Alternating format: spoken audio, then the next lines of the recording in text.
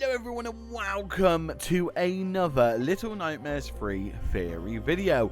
Today we're going to be talking about the monster baby and what she's hiding away from us. But of course, before we get into the video, it's worth mentioning that this video is going to contain spoilers for Little Nightmares 1, Little Nightmares 2 and Very Little Nightmares. And of course, I wouldn't be a YouTuber if I didn't ask you to hit subscribe if you do enjoy Little Nightmares content. I've been making videos since around 2017 about Little Nightmares and I don't plan on stopping. So if you want a good source of content and a good amount of it, make sure, again, you hit subscribe. But of course, with the shameless self-promotion out of the way, let's get into this video. So for those who weren't caught up, we got to see the trailer for Little Nightmares 3. And in that trailer, we get to see one of the new monsters that await us in the spiral. This massive baby with a few tricks hidden away. She stands as tall as the last buildings in the spiral, and she has a type of porcelain skin, which is matted and old, not to mention it's cracked and broken too. She wears an old dress which looks like it's from around the 1930s maybe. Monster Baby has two eyes. The eye on her left looks to be her original eye, as it's half open and looks to be sort of damaged and played with, a sign of wear and tear through the years. But however, her right eye is altered, and we know this because the monster baby uses it to attack Lowen alone in the trailer. Now, most people would point out that the monster baby's eye is similar to that of the eye on the Moor. Now, I would also agree, but I'm having a slight issue with this because, as we know in the Moor, when Six steps into the beam of light, it will cause her to slow down and turn to stone and emit some kind of dark particle effect from her, similar to the one we see in Dark 6. Also, not to mention, the eye doesn't just affect Six on the Moor, it also affects the Runaway Kid. Whereas in the trailer, we see Lo sliding to evade her light, but he isn't hindered in this process, and we don't even see any type of particle effect emitting from Lo, which is where I'm having trouble connecting it to the eye from the Moor. But with that, throughout the trailer we are being shown that the light is somewhat a threat still. So either whoever was recording the trailer has some very slick moves, or Bandai and Supermassive Games are trying to throw us off. Now, it's not to say that there isn't a connection, I just feel that the assumption everyone has made might not be the whole truth. While the eye acts the same as the Moor's eye, it looks like it can't affect those like it does on the Moor. It might be used as a way to easily gauge a target. So why is that? Why isn't it like the one on the Moor? Well, my theory is something a little different. I don't think the eye is supposed to stop anyone or do damage. I actually think the eye shares a connection, not only with the doll, but with someone far more interesting, the lady.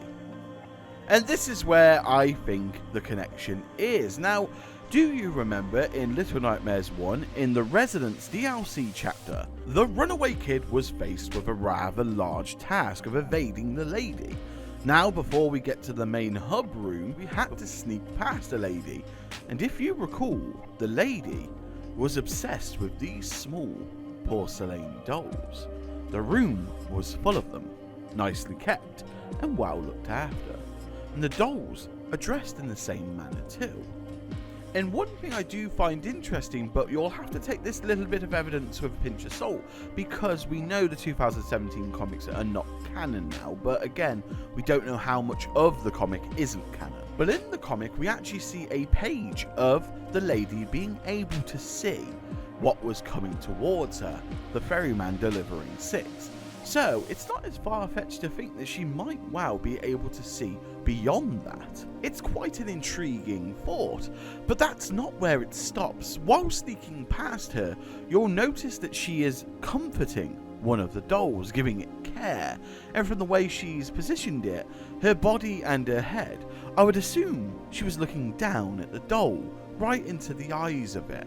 What if Monster Baby isn't acting on her own? What if she's being controlled? What if she's just a vessel, a site, a mirror to another place? Now this is where it gets weirder when you start thinking further about the Residence chapter and how all the Shadow Kids came about. We know that the lady is powerful, but to what extent? Is she powerful enough to create the monster baby and then release it into the spiral? It's an interesting surveillance tactic if you think about it. We know the lady is very good at keeping the Maw under control, but outside the Maw, how much control does she really have? And this must be a tool for her to be safely watching the Nowhere. And then it brings you back to the whole Shadow Kids discussion, because perhaps the same way she made the Shadow Children, she made the monster baby. I think it's quite an interesting theory and topic because it kind of adds a lot of substance to the Residence chapter and the amount of use of the porcelain children, the Shadow Kids and the masks, and also the amount of eyes and of course the puzzles. It all starts to make somewhat a little bit more sense. Again, does it give us more of a sort of understanding of how the lady operates and what she's skilled at doing? But that also brings up an even bigger question. When will it end? How far is the lady's capabilities to do these types of things? Is this going to progress through the whole world of Little Nightmares? Is the monster baby just the beginning?